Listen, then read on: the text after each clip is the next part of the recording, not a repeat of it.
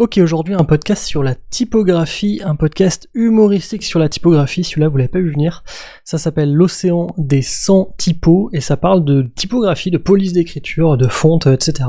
Donc ça s'adresse peut-être aux graphistes, mais je suis sûr que ça peut vous intéresser, vous faire découvrir ce monde-là, puisque c'est un podcast indépendant qui a quelques années, 2017-2019, il y a quelques dizaines d'épisodes, et en fait c'est fait de façon très ludique et immersive, et c'est une histoire qui nous est contée sur 4-5 minutes avec un graphiste intrépide, Malo, qui parcourt l'océan des 100 typos et qui s'arrête sur chaque île, sur chaque récif, sur chaque côte pour découvrir une nouvelle police d'écriture. Donc on a le récif de la Comic 100, l'île de Helvetica, l'iceberg Futura, l'atoll de Blur, etc. Donc peut-être que c'est complètement fou pour vous, mais je vous conseille d'en écouter un, ça vous intéressera, et puis envoyez ça à votre entourage créatif, et je vous dis à demain. Il prend ensuite à bâbord et zigzague dans un dédale de récifs pour se faufiler dans l'estuaire du Paragraphe. Il jette un coup d'œil par-dessus bord et commence à apercevoir des sachets de thé flotter à la surface.